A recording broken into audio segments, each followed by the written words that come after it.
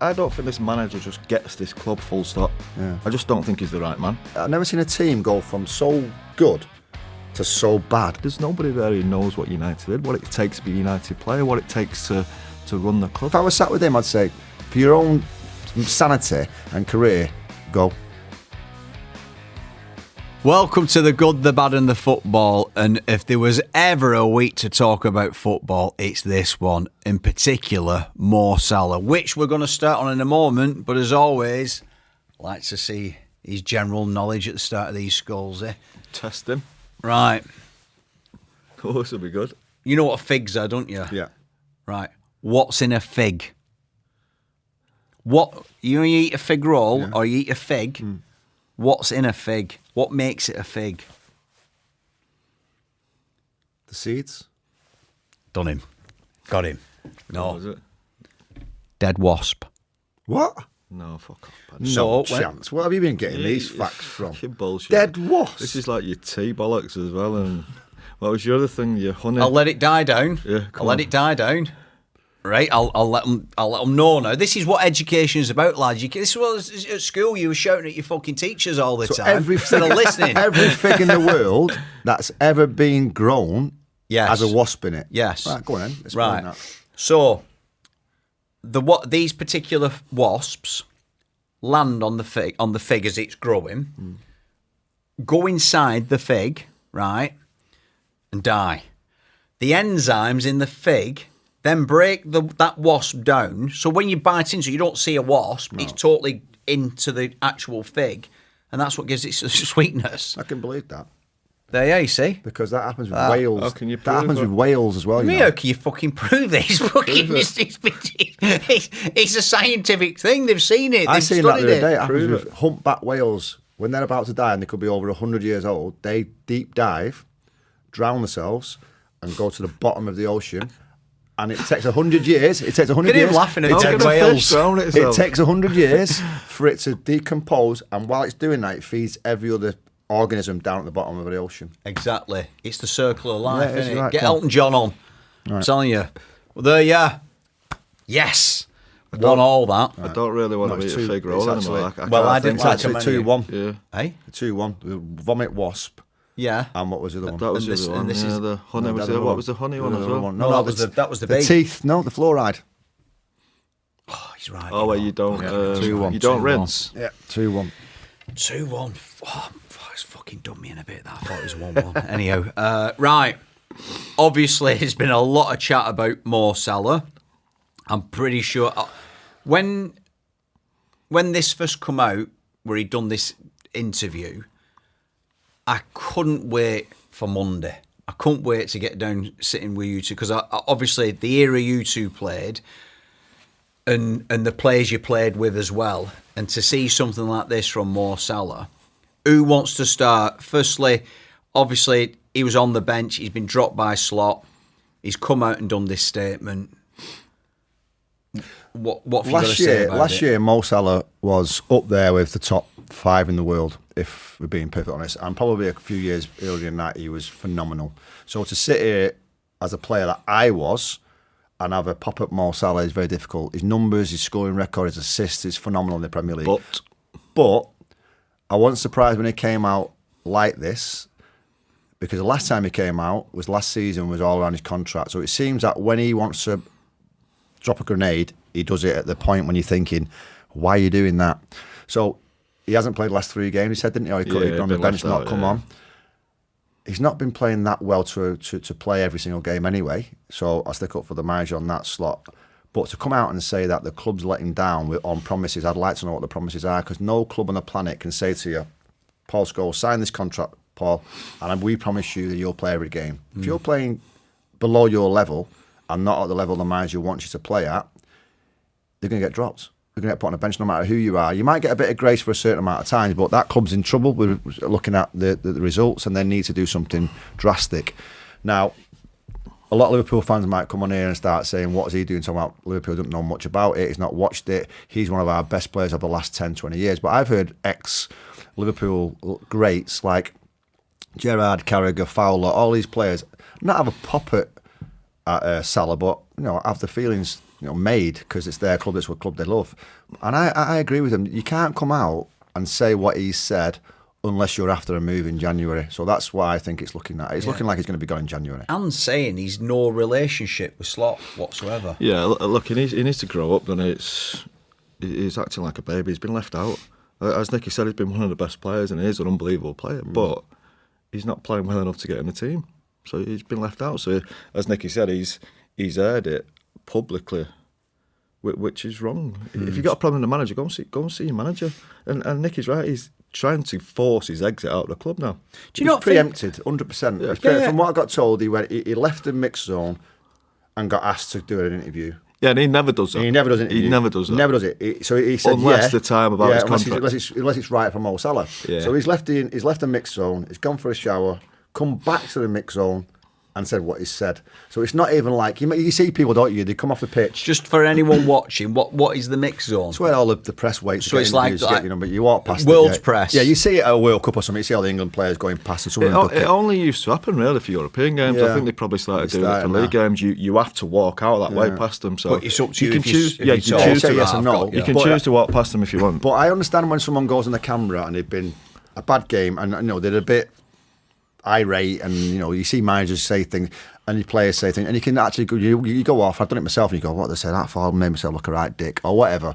But he's had probably half an hour to go into the changing rooms, get showered, get changed and get back out. Oh, he's planned that. He's preempted. He knows exactly what he's doing. He's on the bench and it's sad. Exactly what he's it's sad and it doesn't bother me because I'm not a Liverpool fan. But if I was a Liverpool fan, that'd be really sad because he was an unbelievable player for Liverpool. That's the thing for me when I seen what he said and the reaction to it, I kind of thought, and again, I'm not a Liverpool fan, but I thought he's one of them players, Mo Salah. I love watching him play. We all do. And I like him. You just think, why have you done that? If he'd gone into the manager's office Monday morning, knocked on the door and had it completely out with him, told him everything that he thinks of him, then you're naturally going to get moved on anyway. But to come out and do it in on the press in front of all your fans and all your teammates, Scholes has hit the nail right on the head. It's childish behaviour what he's done. And also as well, if you've been one of the best players and won it all with them, almost let the fans do that for you. If you're getting put on the bench, let the fans have a go at the manager. Yeah. The one thing, Paddy, as well, he talked about his relationship has gone a bit with Slot. Every time you get left out, you hate your manager until the next time you play. You don't look at him, you want to walk past him, you just blank him because I want to fucking play. But you go and knock on doors, Scholesy, don't you? I know you've done it plenty of times, I've done it plenty. You go and knock on a door, and if you want to get out there, you can say something to a manager behind closed doors that will naturally get you moved on. Now, I'm not saying that's the right thing to do. If he wants to move that much, you go and say a few certain words to the manager, and you're gone anyway. So I just think he's done it. He's just made it public. He's trying to belittle the manager, basically, what he's done. And if Liverpool back the player instead of the manager, that's a disaster. He's just started his exit plan, hasn't he? That's all he's done. Do you think? I don't know what age he's at, Mo Salah. He's not young, but he's not 34ish, is it? Yeah, 35? But he's not kind of like too old yet. Do you think? As players, are you always trying to shift the blame? If you're like deep down psychologically, you're kind of thinking you're not this. You're just a little bit. Yeah, some do, but off the pace. Some can't accept it. That's what I mean. So he's blaming everyone else. Yeah, you start blaming it. Well, it's easy. I wouldn't because I think when you get to 34, 35, Well, some people do. There are some players, like probably the very best players, you think they should never ever be left out of a team. I would have thought Cristiano would probably be the same at 38 years. But you cannot leave me out of this team. Mo Salah's like that. But people like me and Nicky understand, like... Yeah. No, I did it, Scholesy. I let myself down a couple of times. I spoke to it when Bruce was on. I did it at Birmingham and let myself down. I blamed everybody else. Basically, I was playing shit. I wasn't fit. And I blamed other people rather than looking at myself. And I realised that at like 32, 33. And I did it at Newcastle. I blamed a few managers instead of looking at myself. And hopefully he'll look at that interview and he'll sit down. Maybe it might not be next week. It might be in 6 months' time. And I just hope for his sake that he's not ruined his legacy at Liverpool through doing what he's doing, because you'll get to 40, we're older than that, you get to 40, 50, and you'll think, why have I done that for? Why have I done that? Because I'm telling you now, if he really wants to lead that club, there's an easy way of doing it. You go into the manager, you knock on the door, and you have it completely out of him, tell him exactly what you think of him, and you're gone. It's amazing time in football, though, when you think about the end of last year. He just signed a 2-year contract. Yeah, that'll be mega money, that as well. Yeah, but it won't be the money that he will end up getting in Saudi, because I'm telling you, that's his next move. Do you still think it's there for him, that Saudi? That's his next move, 100%. Oh yeah, I think it is, but I'm just saying, Liverpool are going to want to sell him, aren't they? With or without him, they're still not winning. No. Yeah. So that's what I think he'll go, because he's paying that much money, not playing, not winning. They're going to have to go. Like you say, they can't sack the manager and keep the player. But What about his teammates when he does something like that? Like what, you know, if you're sat in the dressing room, you see one of your teammates have gone out and done an interview like that, and then he comes back in and looks at you and starts chatting. What are you saying to him? I've never been in a changing room and that's happened ever. I don't think it's that bad for other players, this one, because he's made it between him and the manager. He's not blaming other players. He's not moaning about other players. I'll try to give an example of when I was playing. I think Wayne actually at one point was... The City one. The City one, yeah. What was that? Well, he was unhappy, wasn't he? I think he wanted to move. There was a chance for him going to Man City, and I think he went to see the manager, and I think well publicised this, that who you signing, what we're bringing in. And I think Wayne actually had to come and apologise. He never actually did it on the camera, or did he, Wayne? No. No, he didn't. He didn't do it on the camera. No, he did it the right way. Did it the right way. If there's a right way of doing that, yeah. then he did. He went to the manager, and I think Gary and Ryan spoke to him, and I think he eventually apologised to the players.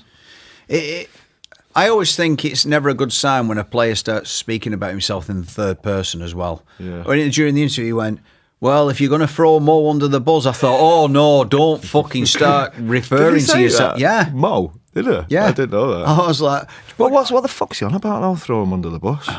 Do you know as well, and I've not heard anyone say this, this is just my opinion, do you not think kind of all roads lead back to either his agent or people around him? Because he's not come out on his Todd, in my eyes, and just said that. There's got to be people around him going, out of order, you're on the bench, his agent might be saying something, and almost making the bullets for him. But ultimately, Paddy, he's an experienced player. He's one of the best in the world over the last 5, 6, 7 years. He's leader of that team, if you like. Not Liverpool. His team, as in his commercial manager, his agent.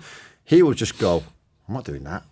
If I want to get out, I'll get out my way. No, but they might have done it in a, like, say, little things they say to him, and it's sort of... He'll have his agent in his ear, he'll have his mates in his ear, his wife in his ear. You should be playing, I can't believe you're not playing. He's got to go. That's not for me. He's 34, 35 years of age. He's not a fucking kid anymore. Not 19, 20. Yeah.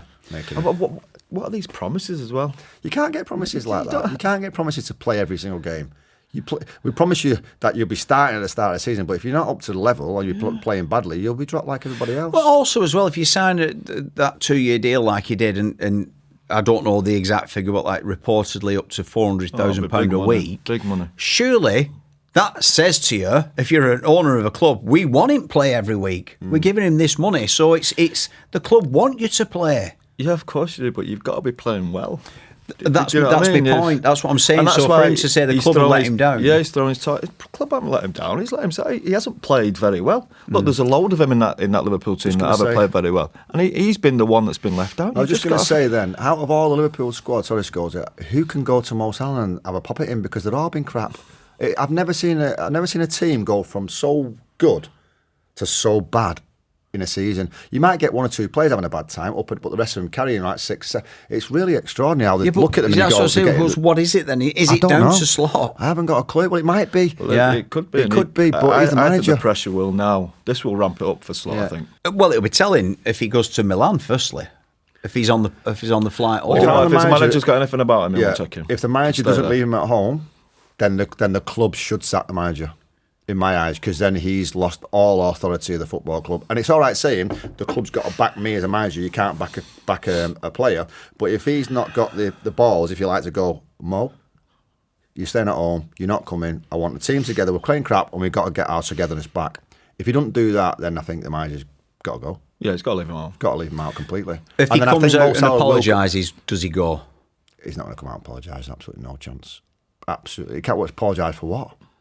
For saying what he said. But he's emptied exactly what... He can't go back and say, I'm sorry about that now, because he knows exactly what he was doing. He knows exactly what he said. I think now he'll go to the AFCON Cup. Is that what it's called? AFCON Cup, sorry. Yeah. He'll go there now. I don't think you'll see him in a Liverpool shirt ever again. I was just going to say that. They might send him now. So go on, go. Go now. Do you know what? That's a shame. For the Premier League, I think it is. He's bright on himself, though, isn't it? It's his own fault.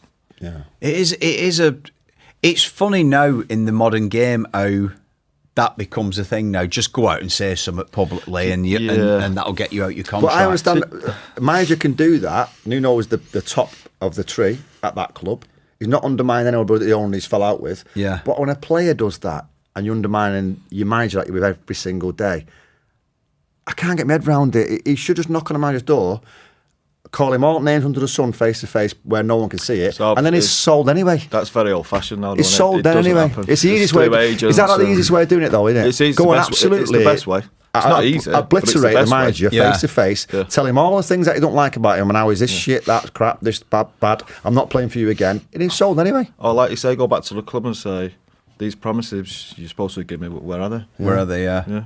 What happens with so if you're the captain in that Liverpool team, now if you're Van Dijk, surely would the captain just not have a word with Mo and go, fucking hell, we're trying to win some games here. Like, as the captain, surely you must have to.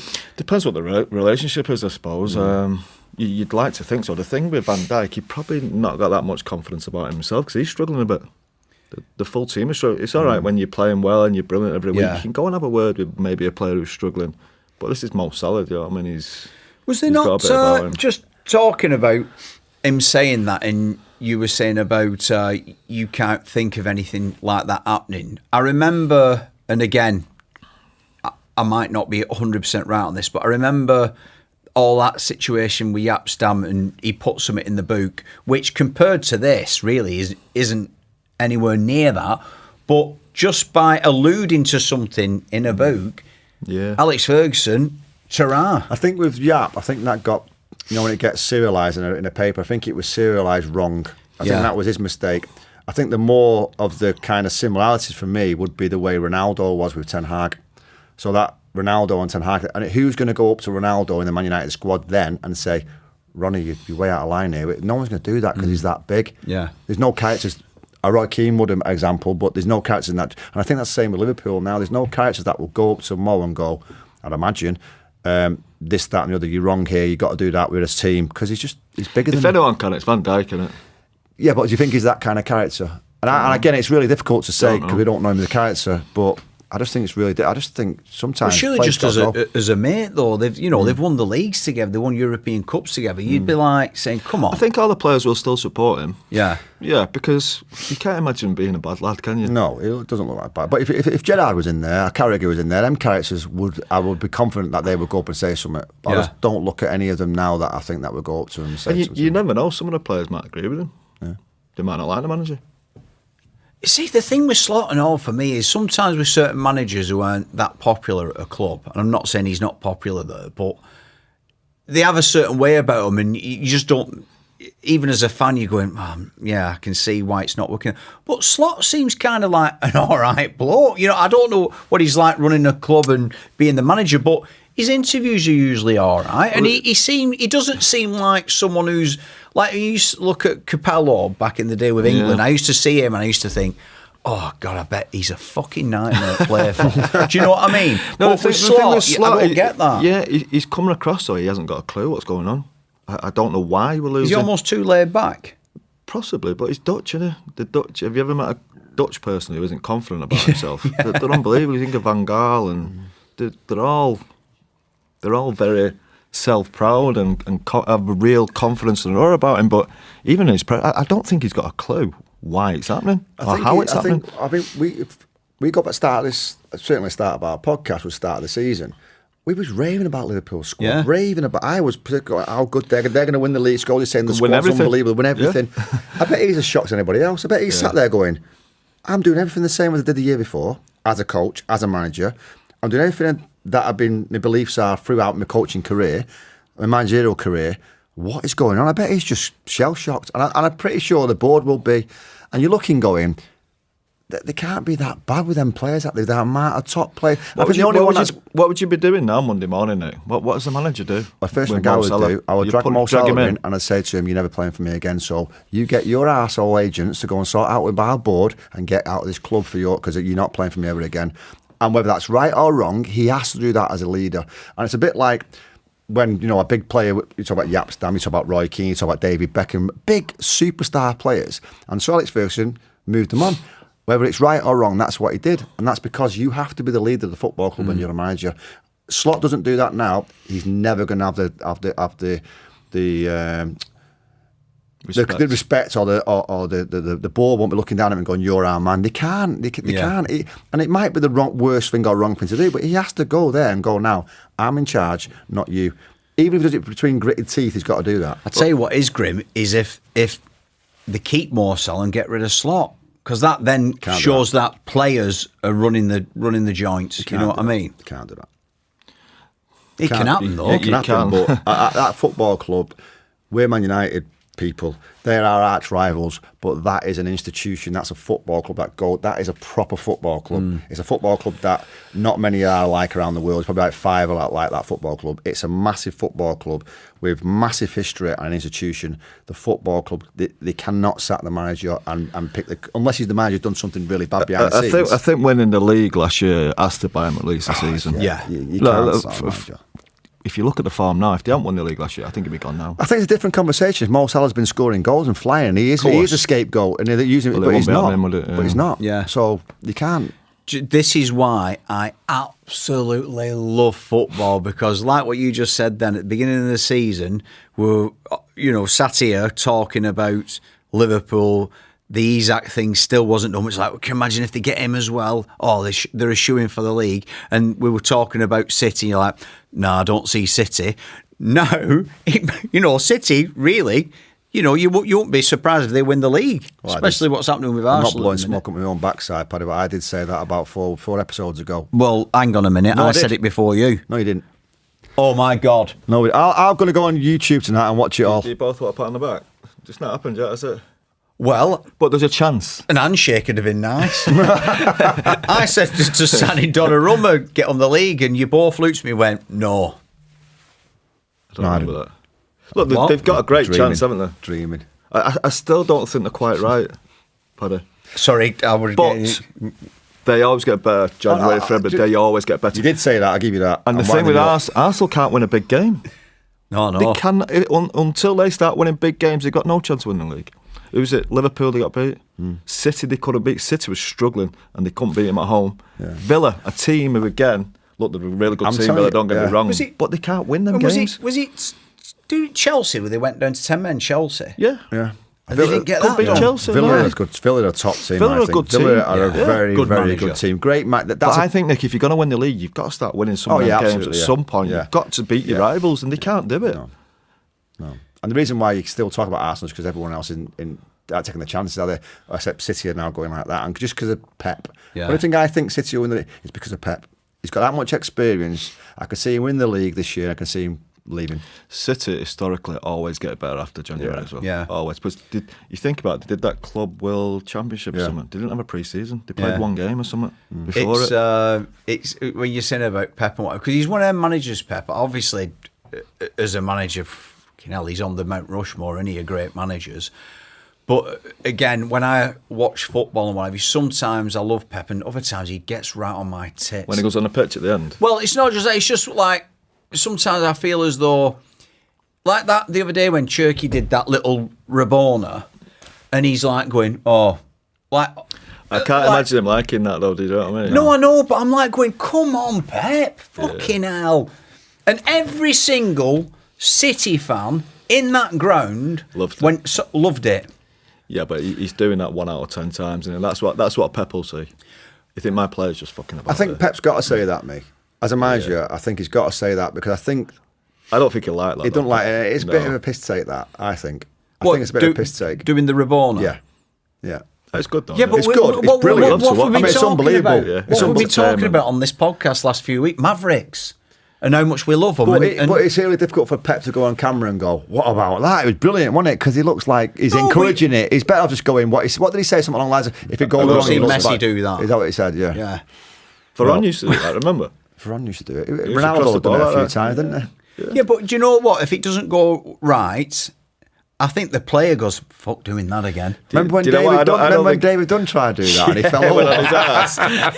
Oh, brilliant. But I can't say a bad word against Pep. I love Pep Guardiola. I don't think he's his type of player though, is he? I love Pep Guardiola. I do. And I'm glad he's in the Premier League, and I hope he stays here for seasons to come. Like, amazing Pep I'm on about. But again, I don't know. It's just because like I have the old rose tinted spectacles on, and I love Fleur players and all the rest of it. And when I see things like that, I'm like, oh, come on. Fucking everyone who's paid the money in that stadium. Yeah, we talk about football being boring, don't we? Yeah. Come on, give us a bit of something. We like that. I love it. Yeah. But the manager's got to be a bit more, keep everyone calm on the Have ground. you ever attempted one during a Are game? you taking the piss? you might have just had a moment. No. You've gone, do you know what I mean? No. I'll try that. No, not for me, Paddy. I'd have done what David Dunn did and break my neck probably. What about you? Yeah, I've tried it. Yeah. In a Premier League game? No, I don't know. I might have done. Can't remember. I did it in Vincent Company's testimonial. I remember doing that. But I don't know how the fuck you get the power in. When I watch anyone do it, nobody kind of goes like that, doesn't it? Like, do you know what got me? You've got to have a bit of roll Do you know on what the ball. got me? He is left-footed, isn't he? Yeah. That got me the fact that he did it, but so I understand when people do it when they got a really crap other foot and they do it with the left foot. He did it with his right foot. Yeah. I'm right in saying that, Anna. I think he did it with Yeah. he cut back, so he must have done it on his right foot. So he's done that. What's it called? What is it? Rabona. A Rabona with his right foot, which. I mean, if I'm trying to think of doing that with my left foot, I'd double fracture my femur or something like that, me. But literally, if you look at it, he did it with his wrong foot. So it's unbelievable bit of skill. And also as well, what I liked about it was when Foden scored the header off it, Foden and every other player went straight over to Cherky, didn't they? As to say, it's brilliant. It's brilliant. Yeah. Sometimes you make that up as you go along. It's not something that's pre-planned, is it? If you But look- he probably didn't want to kick it with his weak foot, so that's why you do that. Well, everyone's fullback against him. If the next time he comes anywhere near me, Oh, if I'm a he's getting fullback, he's leathered. getting put in the rose head. But he didn't. So that's how football changes, doesn't it? So yeah. Yeah. See, for me, I'd also like Peps who have gone, yeah, it was great that, but we don't want to see that every week. You know, Yeah. we want to see, but it was kind of how But he we did do it want for to see me. it every week, though, don't we? Of course we do. Yeah. I want to Why see not? it all the time. I love If all it that. ends in a goal, Remember then the yeah. one when Balotelli did that, like Zidane rollover and tried to backheel it in the net and he completely missed it and Mancini brought him off. Remember that? Snapped, didn't he? Oh, yeah. Oh, I remember that, yeah. He tried to backheel it in the net. Completely. You're thinking, what's he actually doing? Yeah. Oh. Yeah, who were they playing on? I do remember that. Yeah, and he got brought off Manchester and they were rowing on it when he brought him off, didn't you remember? I Trouble him. just before we move on from Salah, something I forgot to ask you was I remember I can't forget what season it was, but there was the incident where Roy Keane went on MUTV for a bit of a rant. Now, after that, you lads wouldn't have seen that happen live. Did it happen straight after the game? Did he go on live on MUTV, or was it like an interview a couple of days yeah, after? it was an interview. There was a time then with MUTV every week, one player had to review the game from the weekend, and it was his turn. He wasn't playing in the game, was he? I was in Newcastle. I wasn't. Was you? No, he wasn't playing in the game. So him on the Monday, I think we played Middlesbrough on the Saturday. We were terrible. We were awful, and he just had a right pop. Did I? I didn't actually see the video. But did that not kind of bother anyone, or was it like, well, he's right? Roy, innit? Roy's manager. Oh, well, not manager. He was captain, but he was like your manager, so he's just like he is now. Yeah. And looking back, what was Ryan in 33, 34, maybe, like we're saying about Mo Salah now, it might have been just part of an exit plan. Do you know what I mean? He probably read it. I think he was struggling a bit with his hip. Yeah. And maybe he'd pre-planned. Look, I don't know. I've never spoke to him about it. Yeah. Sir Alex not have a... Yeah, he got everyone in the office, yeah. It went off in the office.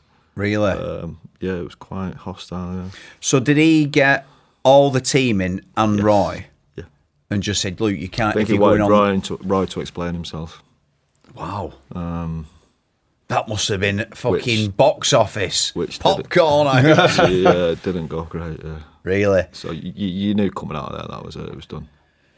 So when that finished, and is obviously it's kind of what happens in Vegas stays in Vegas. But when the whatever went on finished, did you get up and leave there going, "That's Roy, that's that"?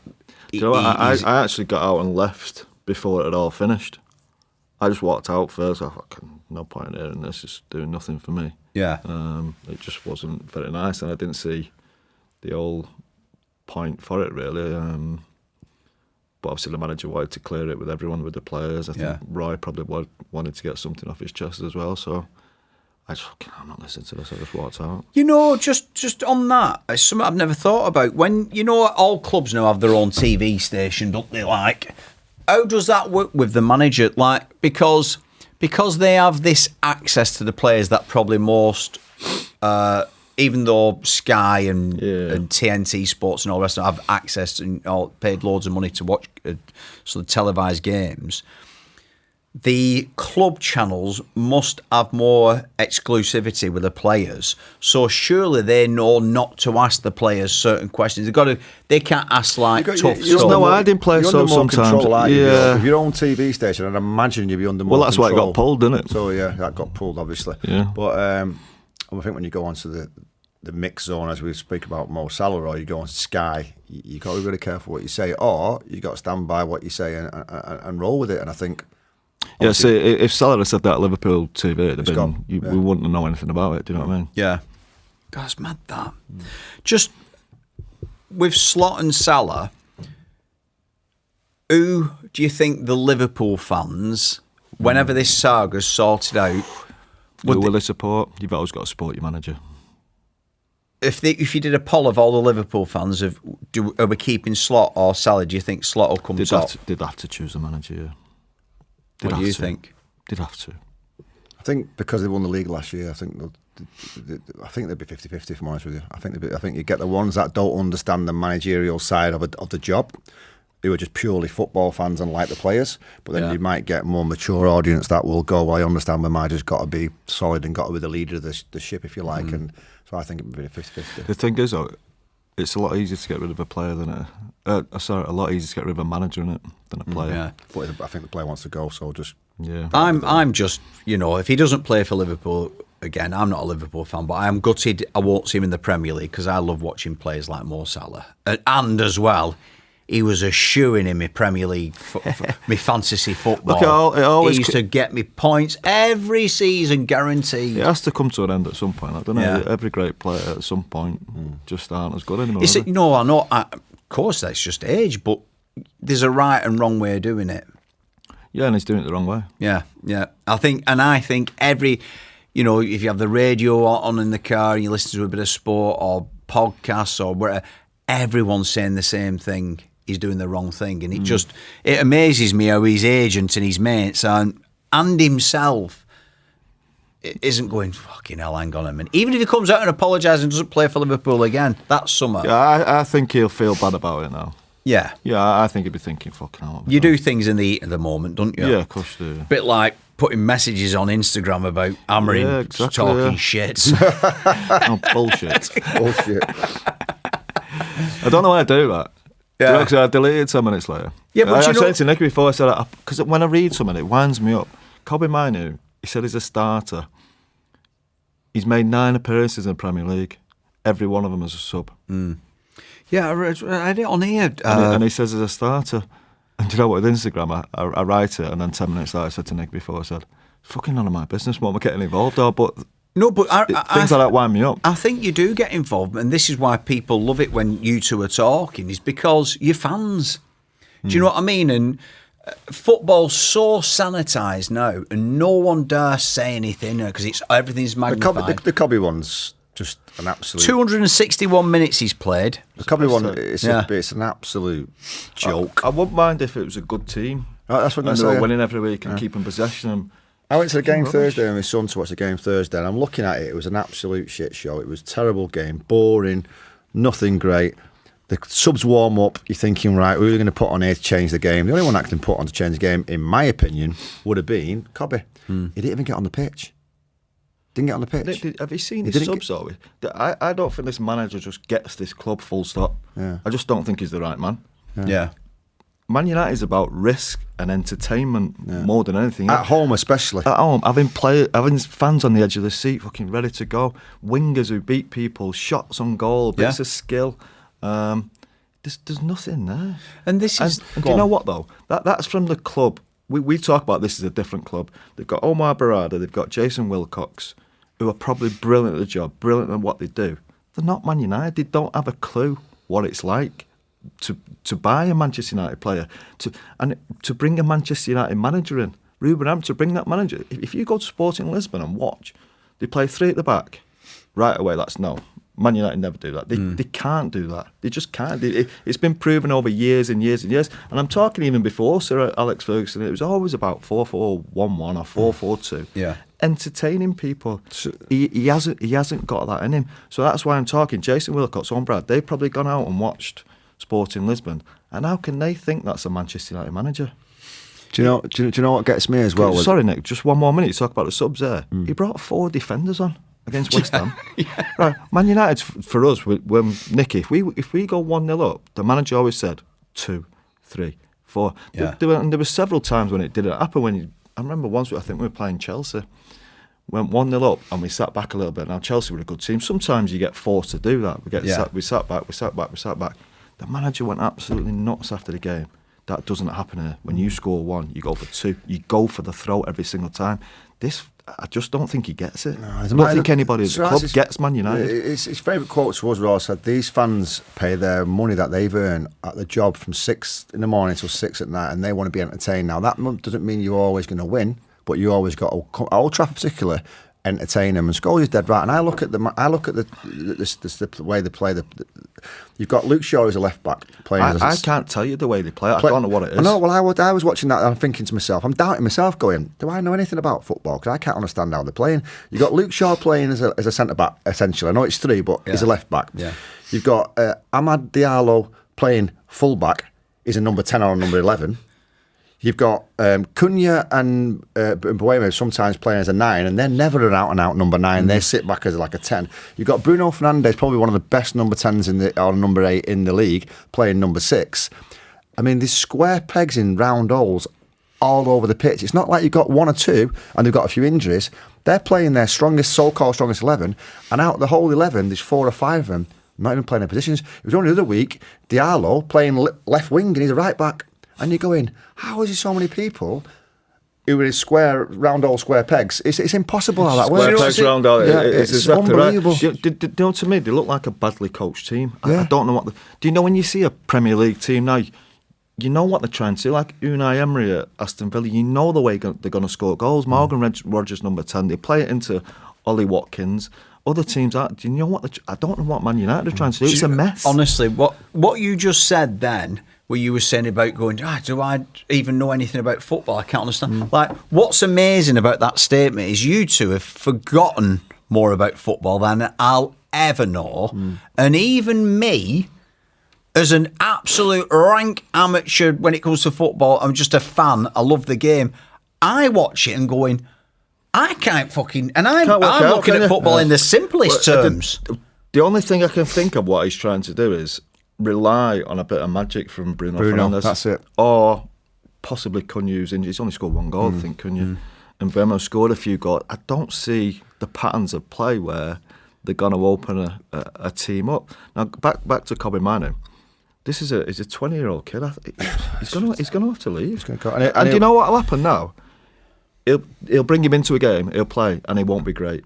Because he needs 5, 6, 7, 8 games. You know that about yourself when you play yourself. He'll throw him into the team, he won't be great, and he'll say, I told you so. Yeah, not good enough. I'm telling you now, he will go. What do you expect? Where is he playing football, Nick? Where is Kobbie Mainoo playing football? He's no games anywhere. And every player at that age needs an arm around the shoulder as well. He'll be another one. Another one that's homegrown, that'll leave the football club and be a superstar somewhere else. I am telling you now, if Kobbie Mainoo was playing for Chelsea, Crystal Palace, what's the like Palace called? Wharton in the track. If Kobbie Mainoo was playing for Chelsea, for Fulham, Crystal Palace, or Wolves, or a team that's, no disrespect, a bottom half team, Man United go and buy him for 70, 80 million. Now we're going to sell him for X amount of money, and he'll go to another club and he'll be a superstar. Like Scott McTominay, like Alanga, like several others we can make. Dean Henderson, who people forget about. We didn't have a goalkeeper this Nuki goalkeeper looks okay, to be fair, but before him, we're getting rid of players that love the football club, run through brick walls for football club, grandparents were Man United fans. They've been there since he was 7, and as a business head for them, they're on a third of what these new players come in at, and they're not paying the transfer fee. It's mind-boggling. And again, it goes back to Scholes there. The leaders of that football club do not understand that football club. I said about Liverpool a minute ago, and I do believe, and I'm not a Liverpool fan, as you know, but they're an institution. Barcelona, Real Madrid, institutions. Bayern Munich, Juve, AC Milan, institutions. Man United, you can't just go into a football club that I consider an institution, which I said about Liverpool, as Man United are as well. it's not just about going and doing X, Y, and Z and putting something together and going out on a football pitch. It's total different when you're playing at Man United or Liverpool or a big institutional football club. And that's my big worry about it. As I said, they don't get the club. Nobody there gets the club. Yeah. You think of the treatment of Kobbie Mainoo. Now, look, he's not playing fair enough. Look, as a manager, sometimes you just don't fancy a player. But when they're not playing that well, and what he's done in the game already as a young kid, he scored the winning goal in the FA Cup final. He's brilliant. He's played in the Euro. He's played nearly every game in the Euros. I bet he takes the piss out of Casemiro every single day in training. I mean, but you could argue, and this is just playing devil's advocate, a bit like Mo Salah. He did all that last season, but he's not playing. But he's not saying a word, is he? No, but what I'm saying is, Kobbie's not saying anything, but is something happening in training what Amorim's looking at going, he's just not... Well, I think if that was happening, I think Amorim would say that. But I don't think there is. Again, the people at the club, homegrown talent at Man United is... They love homegrown players, of course they do. So why is Jason Wilcox, why is Berrada allowing the manager to treat an homegrown talent like that? I think... Now, look, if you're winning every week, top of the league, but they're fucking 12th in the league. I get the Garnacho one, right, because he behaved... Yeah, his behaviour was terrible. Yeah, his attitude was terrible, and things that were coming out were terrible. You don't hear anything coming out bad about Kobbie. No. Yeah. Nothing. Now, he might be not being, like you touched on your point, he might not be great in training, but he's an 18, 19, 20-year-old kid that's played for Man United for the last 2 years. Is that not a bit of credit in the bank for him? Yeah. And go and give him a chance and go and let him loose. Are you telling me on that game the other day when I went and watched, Kobbie Mainoo come on the pitch and can't do better than Casemiro, Ugarte and other players that he brought on? He's a top player that we are fucking up completely. I'll tell you what will be sad, what you just said then about, selling him to another club and then he becomes a superstar. And then United fucking sack Amorim. And you go, well, you've got it wrong way around. You've sold an homegrown player and then you're stuck with this manager who... They've been making them mistakes for years, or as Nicky said, haven't they? Look at McTominay, Footballer of the Year in Italy. I know. On the Ballon d'Or list. Now, the mistakes. But before that... That's all coming from... Yeah. No, there's nobody there who knows what United did, what it takes to be a United player, what it takes to run the club. They're brilliant. Might be brilliant people, they might be brilliant at the job, but they're at the wrong club. Now, Scott wasn't playing great before he left. He wasn't. But what the bigger picture of that is, right, who's around him? Well, he got tarnished with Fred, didn't he? Mac Sauce and all that kind of stuff. Mac Fred. He's having a bad time. Mac Fred, sorry, it wasn't not Mac Sauce. Mac Sauce? McDonald's. Yeah. Well, literally, you're looking at a young player who everyone knows and everyone loves within that football club. Now, who's around him to go, Scott, just sit down, take a breather, have a chat, accept you're going to be on a bench for a bit, and you'll get there eventually. Are you telling me he didn't have a bad time at Man United at certain points? I didn't. Ryan Giggs didn't. David Beckham didn't. Roy. Everyone who comes through that football club has a bad patch. But the bigger picture is, he's a top squad. Looking what he's done now is amazing, and he looks like one of the top players in Europe. Even then, when he was at Man United, he is still a very, very valuable squad player to Man United for all the reasons that we mentioned before. Yeah. And he just... Kobbie Mainoo? No, sorry, Scott McTominay. Oh, McTominay. And you're going, he's gone. He's gone, and you lost his forever. And I'm telling you now, I keep reading things. The Man United might go back in for it. Scott McTominay's not coming back to Man United. Not after the way he's been treated. Absolutely no chance on the planet. That is the madness of football, though. You can see him doing that. I'll try it, but he will not come back. And I do not blame him after the way he's treated. And it's the same now with Kobbie. What happens now to Kobbie now then? Kobbie's got to go. What do you do? If I'm looking after Kobbie Mainoo, take me Man United head off. I'm going, Kobbie, we're getting you out of that football club. Don't need to speak up. We'll sort it out. It's so sad. It's sad. So sad to think of that. For his football career, he has to leave Man United. Do you think he's lost 18 months of development? Yeah. Does he stay in the Premier League, or does he go? Does he do? Well, that's like a scary what thing. Scott I hope he does goes abroad, because it's embarrassing if he comes to Chelsea, which they might go and get him, because they are putting together a very good young squad, and they keep buying young players, and they keep buying the right good young players, and you're thinking he could quite easily end up at Chelsea next season. And do you know what? You'd have to advise him to go. You'd have to advise him to go. If he rang me today and said, "Look, I think Chelsea are anything. What do you think?" That's fucking all day long. I've known Kobbie since he was 7 or 8. If I went for a coffee with Kobbie and him, who obviously Kobbie would look up to, and obviously looks up to both of us, but you wouldn't be doing him justice if he said, "No, Kobbie, stay at Man United because it's the best club in the world." I'd said that to loads of kids. Yeah. If I was sat with him, I'd say, for your own sanity and career, go. And that is such a sad thing for us to say. I was very critical of Marcus early in the season, and I'm not changing my mind, but I think it's done him the world of good. What going to Barcelona, and I didn't like it. I didn't like the way he behaved, and I said that on air. But looking back now, and you look at him, he looks like he's having a bit of fun in it. And again, maybe I underestimated how he was treated at the club. Yeah, people just not knowing young players and what young players means to Manchester. It's also a bit of man management as well, isn't it? We get lost in euphoria on the history of the football club because it was so good when he was there. Yeah. From the age of 12 up until 29, one manager, one person you trusted, coaches around you trusted, scouts that have been there since we was 11 years of age, still at the training ground when we're 26 and winning European Cups.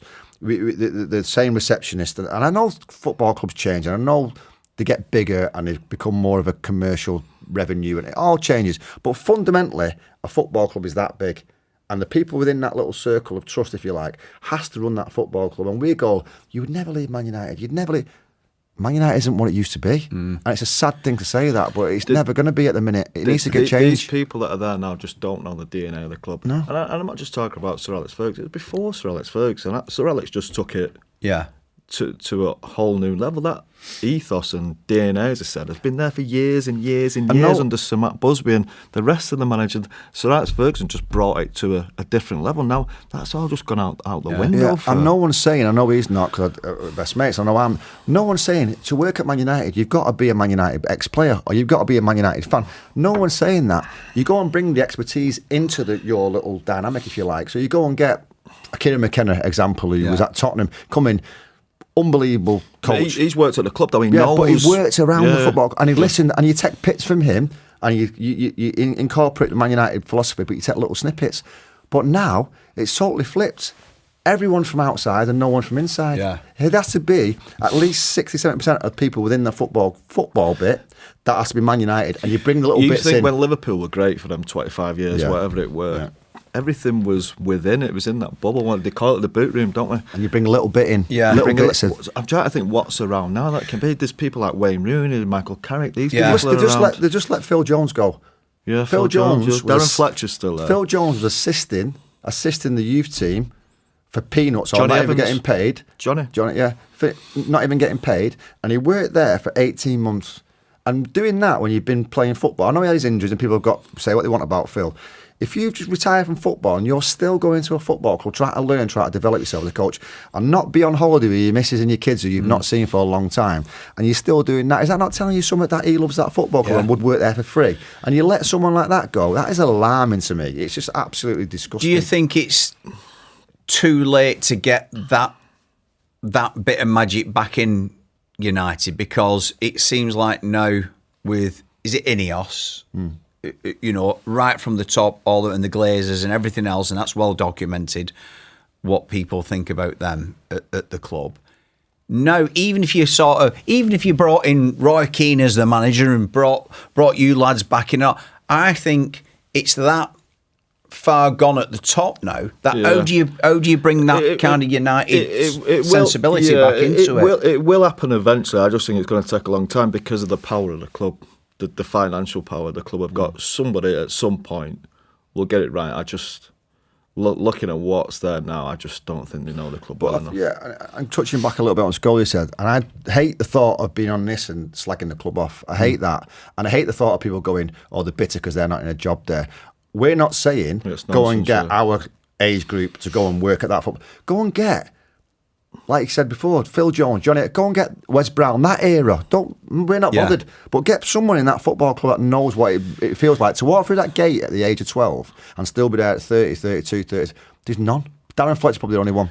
I always remember, though, Nick, our manager, he always wanted us to be involved. And for one reason, it just didn't happen. He always referred to Bayern Munich.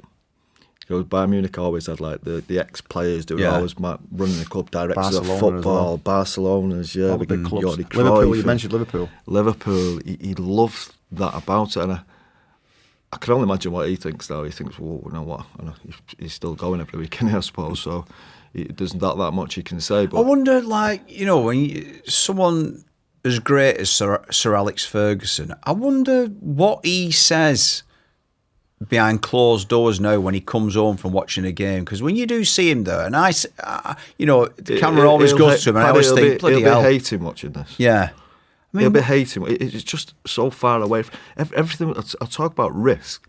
we'd bring like 4 centre forwards to try and win the game. Yeah. We're bringing now 4 centre halves on.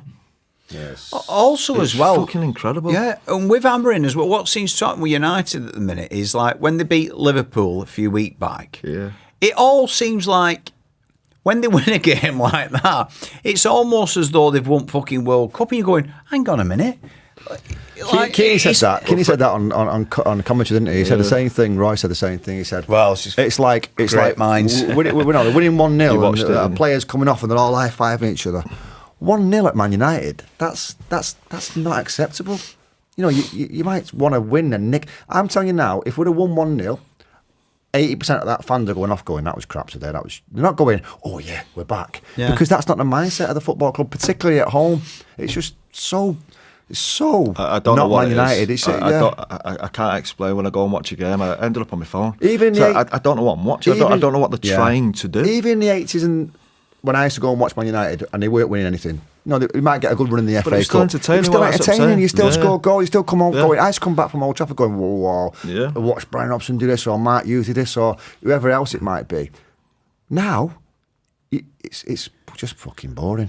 It is just fucking boring. Even like when you're a fan of football, again, when it comes to the Premier League, like, you know, I remember I watch football and I'm not too arsed about who's playing, even if it's a club I don't like. I like being entertained. I like watching entertaining football. And I used to like going abroad when I was working here, there and everywhere around the world. Like when you talk about United and teams like this, like that's what I used to be proud of, like talking about Premier League clubs and the style of football. And it definitely, not just at United, I think the whole way football's run now just feels a little bit different. But yeah, when I look at a club like United and Liverpool, really, you know, I kind of think, oh, come on. Fucking get it together. My favourite team to watch for me now is Palace. I like watching Sunderland. I just like watching Crystal Palace. And it's down daft that way. You always highlight Bournemouth. Crystal Palace, Bournemouth, Villa, Newcastle. Attack. That's the thing, though, isn't it? Everyone's talking about Palace and Glasner as being next year. I can't see that. I think he just plays like Amorim. Do you? Hey, but but he can do it at Crystal Palace. He can't do it, man. You can't do that, man. But also as well, I forgot about Glasner. What we're talking about right at the beginning about Mo Salah. Glasner did it other week. Come out and went. Yeah, the pop, didn't he? So After he's clearly. Well, he'll be thinking looking for a way out. He'll be looking for a big job, won't he? Before we wrap up the podcast, it's been a lively one today as well. I can feel the people behind the scenes just typing away the clickbait stuff on our YouTube shorts. Yeah, it's not something we like. I'd love to be saying how great they No, but it's got to be said on it. But a former teammate of yours and player, the Candles Kid. Candles Kid. He's David Beckham. He wins the MLS. He's the first person to have won it as a player and an owner. Brilliant. He just golden balls. What has he done in a previous life? Golden Beckham, balls. He's done Everything he touches turns to gold, doesn't it? I'm going up way just to shake his hand over. Something rubs off on me. Do you know what? I'm just hoping he's successful with Salford as well. It'll be all right, won't it? Oh, yeah. Well, no, it's a great achievement, isn't it? To do as a player, first and foremost, and to have his own franchise, it's just amazing. Have you sent him a message or anything like that? No, I haven't yet. No, I will do actually. Yeah, I sent him one. Well done. I mean, to be fair, what he's done there, and the place he's done it in Miami. I went to a game there last summer with my girlfriend. Went over there to watch it. Phenomenal to watch a game there. I mean, it's unbelievable. And that was in the. I think it's like a hybrid stadium out of Miami, but the new one that's in Miami, that will be phenomenal. And like Scholesy said, what he's done to go and say, right, I'm going to set up a franchise. They've never had one. And then what was it? Is it in 4 years? They've won the title in 4 years. It's the equivalent of going putting a stadium up here and going. And just taking Messi there as well. I was just going to say the players that he's obviously he's a big star. Everyone wants to go play for David, wouldn't he? In Miami, it wouldn't be a bad place to live, would it? But also, without Busquets, Messi, it's clever as well. Though he's very clever what he's done. I'm telling you, because he could have put the franchise anywhere he wanted to. Yeah. He's put it right on the border of the South Americans, so all the players. It's a great deal he signed, wasn't it? Once he was a player. Yeah, amazing. Didn't he get half price franchise? I think a franchise chip or something. Messi's 38. Right, all right. You can argue it's the MLS. 49 games. 43 goals, 26 assists. Absolute piss take. At 38, I don't care what league it is. No. It's outrageous. It's a joke. 38 years of age, no signs of slowing down. It's incredible. Do you know what? 43 I goals. think, you know what would be a lovely treat? And I think if, he's won it, the MLS as a player, as I say, he's won as an owner now, Beckham. Fair play to him. You know what I'd like? If you're in touch with him, tell him to send us a candle over. Candle. I'm surprised he hasn't got his own range of candles, because this fucking candle chat with Beckham's gone through the roof. He might have.